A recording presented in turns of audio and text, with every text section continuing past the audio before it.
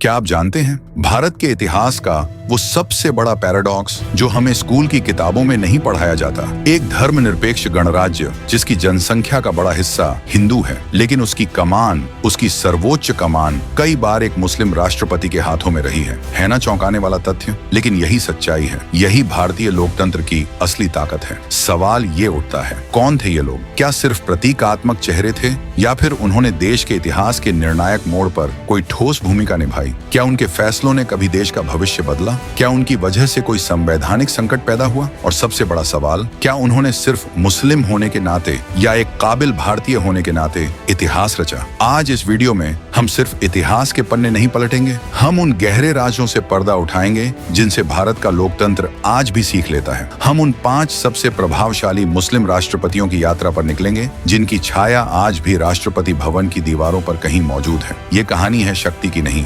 प्रभाव की, प्रतीक की नहीं, सबसे की। तैयार हैं? शुरुआत होती है एक ऐसे शख्स से जो खुद राष्ट्रपति बनने से पहले ही देश के भावी राष्ट्रपति तैयार कर रहा था। नाम डॉक्टर जाकिर हुसैन। हैरानी की बात यह है कि भारत के पहले मुस्लिम राष्ट्रपति नहीं थे, वो थे तीसरे। लेकिन उनकी प्रभावशाली छवि की शुरुआत राष्ट्रपति भवन से बहुत दूर शिक्षा की दुनिया में हुई। साल 1920 महात्मा गांधी ने असहयोग आंदोलन शुरू किया, अंग्रेजों के बनाए संस्थानों का बहिष्कार। ऐसे में अलीगढ़ में पढ़ रहे एक नौजवान जाकिर हुसैन और उनके साथियों ने सोचा, सिर्फ विरोध काफी नहीं, विकल्प चाहिए। और इसी सोच ने जन्म दिया जामिया मिलिया इस्लामिया का। ये कोई साधारण विश्वविद्यालय नहीं था, ये था आजादी के सपने को शिक्षा के जरिए साकार करने का एक प्रयोग। जाकिर हुसैन इसके पहले वाइस चांसलर बने महज 23 साल की उम्र में। सोचिए आज के युवा क्या कर रहे होते, और उस दौर में एक युवा ने एक राष्ट्र निर्माण की नींव रख दी। लेकिन यहाँ एक दिलचस्प मोड़ आता है। 1948 में जब हैदराबाद रियासत को भारत में मिलाया गया तो वहाँ के प्रशासनिक ढांचे को संभालने की जिम्मेदारी दी गई एक सिविल सेवक को, नाम मिर्जा इस्माइल। पर क्या आप जानते हैं उस वक्त हैदराबाद का प्रशासन चलाने के लिए जिस काउंसिल ऑफ एडमिनिस्ट्रेशन का गठन हुआ, उसके अध्यक्ष कौन थे? जी हाँ, डॉक्टर जाकिर हुसैन, यानी एक शिक्षाविद अब एक राज्य के पुनर्निर्माण की जिम्मेदारी संभाल रहा था। ये उनकी प्रशासनिक कुशलता का ही कमाल था कि बाद में उन्हें बिहार का राज्यपाल बनाया गया और फिर 1967 में देश का तीसरा राष्ट्रपति। अब यहाँ वो शॉकिंग मोमेंट आता है जो जाकिर हुसैन के राष्ट्रपति कार्यकाल को अमर बना देता है। साल 1969 तत्कालीन प्रधानमंत्री इंदिरा गांधी और कांग्रेस के वरिष्ठ नेताओं के बीच मतभेद चरम पर थे। ये मतभेद थे कांग्रेस पार्टी के अध्यक्षीय उम्मीदवार को लेकर। इंदिरा गांधी चाहती थीं कि उनके करीबी वीवी गिरि राष्ट्रपति बने, जबकि पार्टी का औपचारिक उम्मीदवार थे नीलम संजीव रेड्डी। देश सत्ता के एक बड़े संकट की ओर बढ़ रहा था और इसी बीच 3 मई 1969 को अचानक एक खबर ने पूरे देश को स्तब्ध कर दिया। राष्ट्रपति डॉक्टर जाकिर हुसैन का निधन कार्यालय में ही। वो पहले भारतीय राष्ट्रपति थे जिनका कार्यकाल पूरा होने से पहले ही निधन हो गया। अचानक देश बिना राष्ट्रपति के रह गया। संवैधानिक संकट गहरा गया। तत्कालीन उपराष्ट्रपति वी डोंकरवी गिरि कार्यवाहक राष्ट्रपति बने। और फिर क्या हुआ? इंदिरा गांधी ने कंसाइंस वोट यानी अंतरात्मा की आवाज के नाम पर अपने सांसदों और विधायकों से वीवी गिरि को वोट देने की अपील कर दी। नतीजा, वीवी गिरि जीत गए, नीलम संजीव रेड्डी हार गए। ये घटना भारतीय राजनीति में कांग्रेस का विभाजन का कारण बनी। सवाल ये उठता है, अगर जाकिर हुसैन उस वक्त जीवित होते तो क्या वो इस संवैधानिक ठहराव को रोक पाते? क्या वो प्रधानमंत्री और पार्टी के बीच सुलह करा पाते? कभी नहीं पता। लेकिन इतना तय है कि उनकी मृत्यु ने एक ऐसी श्रृंखला शुरू कर दी जिसने भारतीय राजनीति का नक्शा ही बदल डाला। एक शिक्षाविद जिसकी मौत ने सत्ता का खेल बदल दिया। ये है पहले प्रभावशाली मुस्लिम राष्ट्रपति का योगदान। एक ऐसी विरासत जो शिक्षा से शुरू होकर इतिहास के सबसे नाजुक मोड़ पर एक ऐसा वैक्यूम छोड़ गई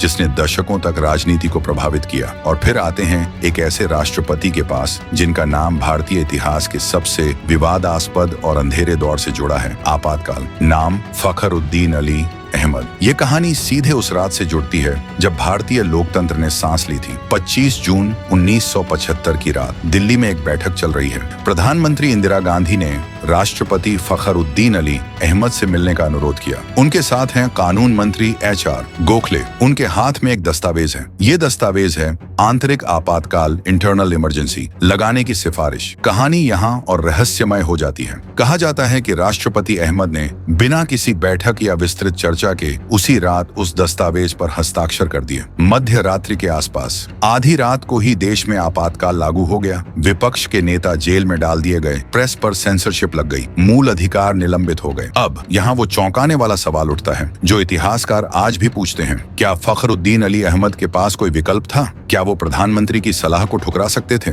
संविधान के अनुच्छेद 74 कहता है कि राष्ट्रपति को प्रधानमंत्री की सलाह माननी ही होगी, लेकिन क्या सलाह और दबाव के बीच की रेखा धुंधली हो गई थी? क्या राष्ट्रपति ने अपने विवेकाधिकार का प्रयोग नहीं किया? ये वो सवाल हैं जिनके जवाब आज तक पूरी तरह साफ नहीं हुए। लेकिन क्या फखरुद्दीन अली अहमद सिर्फ इसी एक हस्ताक्षर के लिए याद किए जाएंगे? नहीं, उनके व्यक्तित्व का एक और पहलू था। वो एक कुशल प्रशासक और शिक्षा प्रेमी थे। असम के मुख्यमंत्री रह चुके थे। कृषि मंत्री के तौर पर उन्होंने हरित क्रांति की नीतियों को लागू करने में अहम भूमिका निभाई थी, जिसने देश को भुखमरी से बचाया। लेकिन इतिहास उन्हें उस एक हस्ताक्षर के लिए हमेशा याद रखेगा जिसने देश को 21 महीने तक एक तानाशाही व्यवस्था में धकेल दिया। और फिर एक और मर्मांतक मोड़, 11 फरवरी 1977। आपातकाल अभी खत्म नहीं हुआ था। राष्ट्रपति भवन में एक समारोह चल रहा था। अचानक राष्ट्रपति फखरुद्दीन अली अहमद को दिल का दौरा पड़ा और कुछ ही देर में वो दुनिया छोड़ गए। वो दूसरे राष्ट्रपति बने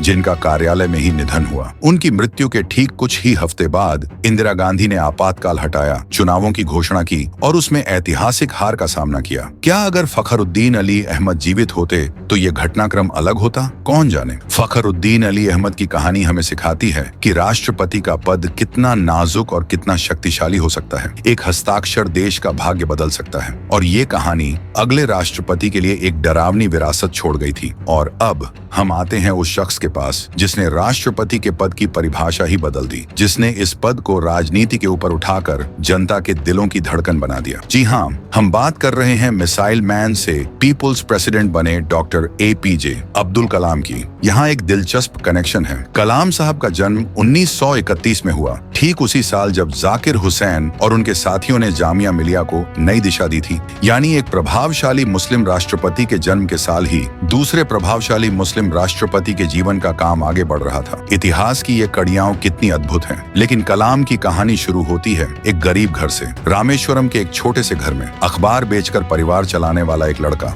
और फिर वो सफर, भौतिकी की पढ़ाई, DRDO, इसरो और फिर भारत के मिसाइल कार्यक्रम का जनक बनना। अग्नि, पृथ्वी, त्रिशूल जैसी मिसाइलों के पीछे उनकी दूरदृष्टि। 1998 के पोखरण 2 परमाणु परीक्षण में उनकी अहम भूमिका। उन्होंने भारत को एक सैन्य शक्ति बनाया। लेकिन यहीं से उनकी असली यात्रा शुरू होती है। साल 2002, भारत एक घोर राजनीतिक उथल पुथल से गुजर रहा था। गुजरात दंगे हुए थे, राजनीति में ध्रुवीकरण चरम पर था। ऐसे में राष्ट्रपति पद के उम्मीदवार की तलाश थी। NDA सरकार को एक ऐसे व्यक्ति की तलाश थी जो सर्वसम्मति से चुना जा सके, जिसकी छवि दलगत राजनीति से ऊपर हो। और तभी सामने आया कलाम का नाम। एक मुस्लिम लेकिन एक कट्टर राष्ट्रवादी वैज्ञानिक, एक तमिल लेकिन पूरे देश में सम्मानित। ये एक मास्टर स्ट्रोक था। और कलाम ने राष्ट्रपति बनकर जो किया वो इतिहास में दर्ज हो गया। उन्होंने राष्ट्रपति भवन के दरवाजे आम जनता, खासकर बच्चों के लिए खोल दिए। वो कलाम सर बन गए। उनकी किताब विंग्स ऑफ फायर युवाओं की बाइबल बन गई। उन्होंने भारत 2020 एक विजन दिया। लेकिन क्या आप जानते हैं उनके कार्यकाल का सबसे नाजुक और चुनौतीपूर्ण पल कौन सा था? साल 2005। झारखंड में विधानसभा चुनाव के बाद किसी भी दल को बहुमत नहीं मिला। तत्कालीन राज्यपाल सैयद सिप्ते रजी ने एक पार्टी के नेता शिबू सोरेन को सरकार बनाने का न्योता दिया।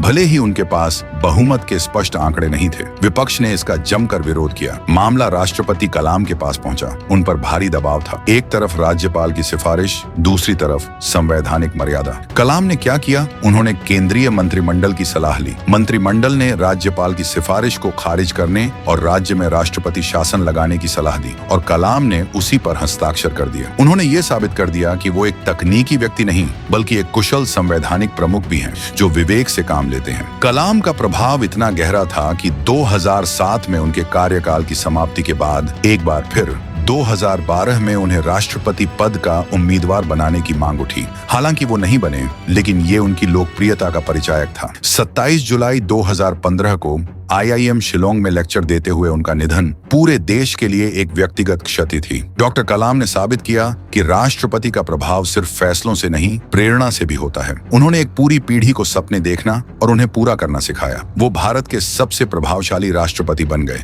क्योंकि उन्होंने दिलों पर राज किया। और अब हम आते हैं एक ऐसे राष्ट्रपति के पास जिनका नाम शायद आपको मुस्लिम न लगे, लेकिन हैरानी की बात यह है कि हमारी सूची में वो आते हैं। नाम डॉक्टर शंकर दयाल शर्मा। जी हाँ, आप सही सुन रहे हैं। शंकर दयाल शर्मा एक कश्मीरी पंडित परिवार से थे और उनकी पत्नी विमला शर्मा एक मुस्लिम परिवार से ताल्लुक रखती थीं, जिन्होंने शादी के बाद धर्म परिवर्तन नहीं किया था। इस तरह शंकर दयाल शर्मा भारत के पहले और अब तक एकमात्र राष्ट्रपति हैं जिनकी पत्नी मुस्लिम समुदाय से आती थी। ये भारतीय धर्मनिरपेक्षता और सामाजिक सौहार्द का एक जीवंत उदाहरण है जिसे अक्सर अनदेखा कर दिया जाता है, लेकिन उनकी प्रभावशाली भूमिका कुछ और में थी। वो भारत के 8वें उपराष्ट्रपति और 9वें राष्ट्रपति बने। उनका कार्यकाल 1992 से 1997 भारत के इतिहास के सबसे उथल-पुथल भरे दौर में आया। बाबरी मस्जिद विध्वंस 1992, मुंबई बम धमाके 1993, देश के कई हिस्सों में सांप्रदायिक हिंसा और इन सब के बीच एक कमजोर केंद्र सरकार। शंकर दयाल शर्मा एक कुशल संवैधानिक विद्वान थे और उन्होंने अपने इस ज्ञान का इस्तेमाल प्रधानमंत्री PV नरसिम्हा राव की सरकार पर नैतिक दबाव बनाने में किया। वो अक्सर सरकार को हिंसा रोकने और कानून व्यवस्था सुधारने के लिए सलाह देते थे, जो वास्तव में एक फटकार होती थी। उन्होंने राष्ट्रपति के मौन संदेशवाहक की भूमिका से आगे बढ़कर एक सक्रिय नैतिक अधिकारी की भूमिका निभाई, लेकिन उनके कार्यकाल का सबसे महत्वपूर्ण और ऐतिहासिक पल 1996 में आया। लोकसभा चुनाव हुए, किसी भी पार्टी को स्पष्ट बहुमत नहीं मिला। तब राष्ट्रपति शंकर दयाल शर्मा के सामने वो चुनौती आई जिससे फखरुद्दीन अली अहमद के समय से राष्ट्रपतियों को सावधानी बरतनी पड़ती थी। किसे सरकार बनाने का न्योता दिया जाए? उन्होंने पहले सबसे बड़े दल भारतीय जनता पार्टी BJP के नेता अटल बिहारी वाजपेयी को आमंत्रित किया और साफ कहा कि उन्हें 7 दिनों के भीतर बहुमत साबित करना होगा। वाजपेयी सरकार बनी, लेकिन बहुमत साबित नहीं कर पाई और 13 दिन बाद ही इस्तीफा देना पड़ा। फिर राष्ट्रपति शर्मा ने संयुक्त मोर्चा के नेता HD देवगौड़ा को आमंत्रित किया। उन्होंने जटिल गणित के बीच एक स्थिर सरकार बनाने में मदद की। उनका ये संतुलित और निर्णायक रवैया उन दिनों के राजनीतिक अराजकता में एक स्थिरता का आधार बना। शंकर दयाल शर्मा ने साबित किया कि राष्ट्रपति की भूमिका सिर्फ रबर स्टैंप की नहीं है, वो देश के नैतिक कंपास हो सकते हैं, खासकर तब जब देश विभाजन के कगार पर हो। और अब हम पहुंचते हैं हमारी सूची के आखिरी लेकिन कम प्रभावशाली नहीं शख्स के पास। ये वो राष्ट्रपति नहीं बल्कि उपराष्ट्रपति हैं जिन्होंने अपने 2 कार्यकालों 2007 से 2017 में इस पद को एक नई पहचान और ताकत दी। नाम डॉक्टर मोहम्मद हामिद अंसारी। यहाँ एक दिलचस्प ऐतिहासिक कड़ी है। हामिद अंसारी जामिया मिलिया इस्लामिया के कुलपति रहे। याद कीजिए, हमने शुरुआत किससे की थी? डॉक्टर जाकिर हुसैन से, जो जामिया मिलिया के संस्थापकों में थे। यानी एक ही संस्थान ने 2 ऐसे शख्सियतों को दिया जिन्होंने देश के सर्वोच्च संवैधानिक पदों को सुशोभित किया। ये शिक्षा और लोकतंत्र का एक अद्भुत संबंध है। हामिद अंसारी एक कुशल राजनयिक थे, संयुक्त राष्ट्र में भारत का प्रतिनिधित्व किया, लेकिन उनकी असली प्रभावशाली भूमिका शुरू हुई जब वो उपराष्ट्रपति बने। उपराष्ट्रपति का पद राज्यसभा के सभापति का भी होता है और अंसारी साहब ने इस भूमिका को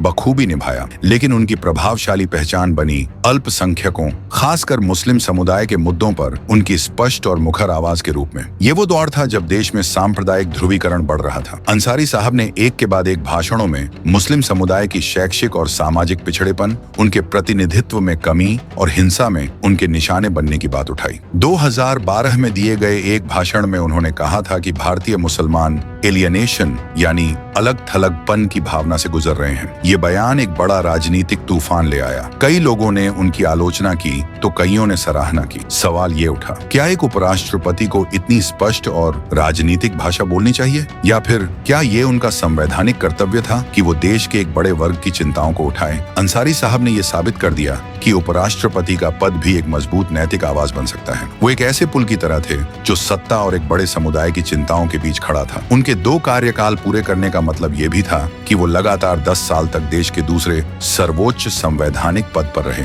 इस लंबे समय ने उन्हें देश की राजनीति पर एक गहरी समझ और प्रभाव दिया। वो एक ऐसे राजनेता बने जिनकी राय को हर दल गंभीरता से लेता था। हामिद अंसारी की विरासत ये है कि उन्होंने उपराष्ट्रपति के पद को एक सक्रिय विचारोत्तेजक मंच बना दिया। उन्होंने ये दिखाया कि प्रभाव सिर्फ राष्ट्रपति के पास ही नहीं होता, बल्कि दृढ़ विश्वास और साहसिक बयानों से भी पैदा किया जा सकता है। तो दोस्तों, ये थी भारत के 5 सबसे प्रभावशाली मुस्लिम राष्ट्रपतियों और उपराष्ट्रपति की कहानियां। लेकिन क्या आपने गौर किया इन सभी कहानियों में एक साझा धागा क्या है? ये धागा है संविधान की चुनौतियों का सामना करना। जाकिर हुसैन की मृत्यु के बाद का संकट, फखरुद्दीन अली अहमद का वो हस्ताक्षर, कलाम साहब का झारखंड का फैसला, शंकर दयाल शर्मा का 1996 का सरकार बनाने का दौर और हामिद अंसारी का विवादास्पद बयान। हर एक ने अपने अपने तरीके से भारतीय संविधान की लचीलापन और सीमाओं को परखा। दूसरा साझा धागा, प्रतीक बनना। ये सभी व्यक्ति एक धर्मनिरपेक्ष